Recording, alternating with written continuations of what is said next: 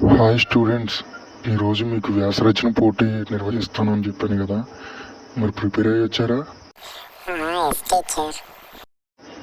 రఘు, నువ్వు దేని గురించి రాద్దాం అనుకుంటున్నావురా? కాలుష్యం గురించి రాద్దాం అనుకున్నాను సార్. ఉమా, మరి నువ్వు? కుటుంబ బంధాలు అనుబంధాల గురించి సార్. హరి, నువ్వు దేని గురించిరా? మరుగుదొడ్లు సార్.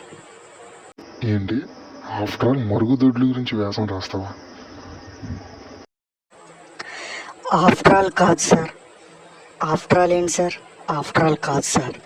ఈ భూమి మీద పుట్టిన ప్రతి ఒక్కరు ప్రతిరోజు మరుగుదొడ్లను ఉపయోగిస్తున్నారు సార్. కోట్ల సంఖ్యలో ఇళ్ళు సార్, ఇంటికో దొడ్డి సార్. నాకు ఎకరాలు అవసరం లేదు, ఇరుకుగా ఉన్న సెట్ అయిపోదని అంటుంది సార్. ఆఫ్టర్ ఆల్ కాదు సార్. డబ్బున్నోడికైనా లేనోడికైనా రోజు ప్రారంభమైంది దీంతోనే సార్, రోజు పూర్తయ్యేది దీంతోనే సార్. ఒక్క రోజులో ఎన్నోసార్లు దీని దగ్గరికి వెళ్ళాల్సిందే సార్. అలా లేకపోతే లెక్కలేని రోగాలు వస్తాయి సార్. ఆఫ్టర్ ఆల్ కాదు సార్, ఇది ఆఫ్టర్ ఆల్ కాదు సార్. మీరు ప్రయాణం పూర్తయిన తర్వాత వెతికే మొట్టమొదటి ప్లేస్ ఇదే సార్.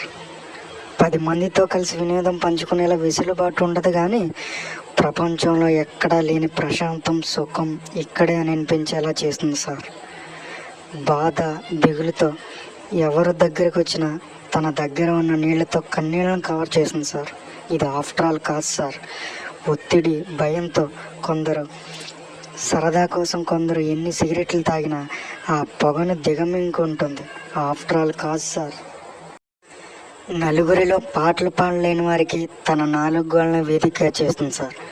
అలా ఎంతోమందిని ప్రోత్సహించి ప్రొఫెషనల్ సింగర్స్ని చేసింది సార్. ఇది ఆఫ్టర్ ఆల్ కాదు సార్. లక్షల కోట్ల టర్నోవర్ కంపెనీలైనా, పెద్ద పెద్ద బంగ్లాల్లోనైనా, షాపింగ్ మాల్స్లోనైనా, ఆఫీసుల్లోనైనా, హాస్పిటల్లోనైనా సీసీ కెమెరాల నుండని ఏకైక రూమ్ సార్. ఇది ఆఫ్టర్ ఆల్ కాదు సార్. ఒకప్పుడు ఇది లేకనే సార్ చెరువుల పక్కన, రోడ్ల పక్కన, ఖాళీ స్థలాల్లో ఎక్కడ పడితే అక్కడ నిప్పు రవ్వలు కనిపించేవి సార్. విసర్జన సమయంలో ఎవరైనా చూస్తారేమోనని ఎన్నో హృదయాలు కంగారు పడేవి సార్. ముఖ్యంగా ఆడవాళ్ళ ఇబ్బంది అంతా ఇంత కాదు సార్. ఇది ఆఫ్టర్ ఆల్ కాదు సార్.